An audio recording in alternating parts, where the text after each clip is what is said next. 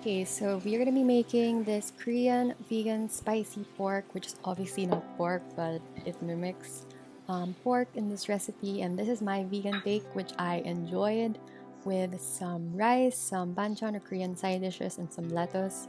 And you can see like that pork piece right there. So we're gonna start with some dry soy strips or some soy chunks. These ones I got are a bit on the thin side, so these were like perfect. But if you have like chunks, that's perfectly fine too. And we're gonna basically rehydrate this, so I just added some boiling hot water to completely soak the pieces so that they can absorb the moisture and like double or even triple in size. And I just covered that, and afterwards I drained the excess liquid and squeezed out the excess water from the pieces. So there we have the rehydrated pieces. And these were a bit on the big sides. I broke these apart into smaller pieces, but this is totally optional, but I prefer this smaller so they can absorb more of the sauce. And this is a gochujang-based sauce or a marinade. And you can check the full recipe link down below. But basically, we're gonna add them in the sauce and we're just gonna leave this to marinate. So make sure to mix it well to evenly coat in the sauce. And you also prepare this like the day before and just leave it in the fridge to marinate overnight. But 15 to 20 minutes is fine too. So there you have the pieces. And we also have the rest of the ingredients here. We have some cabbage, some onions, some carrot, and some scallions. You can also add some tteokbokki to this recipe or like Korean rice cakes, but I opted not to. And I had here like a large pan. You can also use a cast iron pan and add a bit of oil.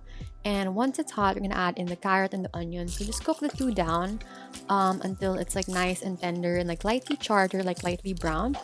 And I like to thinly slice the carrots so that I can cook down faster. Afterwards, we add in the spicy pork that's marinated and just basically cook it down with the sauce. And the sauce is gonna nicely coat the pieces and also slightly thicken from the sugars in the sauce. So keep an eye out because the sauce can quickly burn, especially if you're cooking this on a cast iron pan.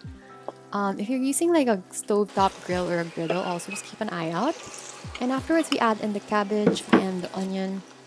And we're gonna mix this, and I basically like to add the cabbage last, so they stay like nice and tender crisp and not soggy or anything. I like that good bite from the cabbage. So we're gonna cook this down for a few minutes. And afterwards, once you're happy with how it is, you can opt to just serve it as is or do what I did, which is basically I heated up a nice like skillet or like a sizzling plate. And I basically transferred like the spicy pork here to get that nice char at the bottom when it heats up.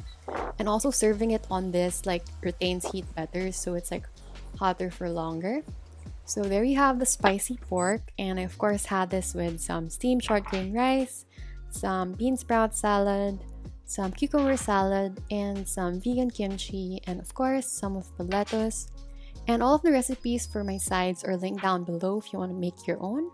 And yeah, you can basically get a small piece of this, add some rice, add some of the sides, and wrap them all in lettuce and just stuff them in your mouth. So I hope you guys enjoy, and I'll see you in my next video.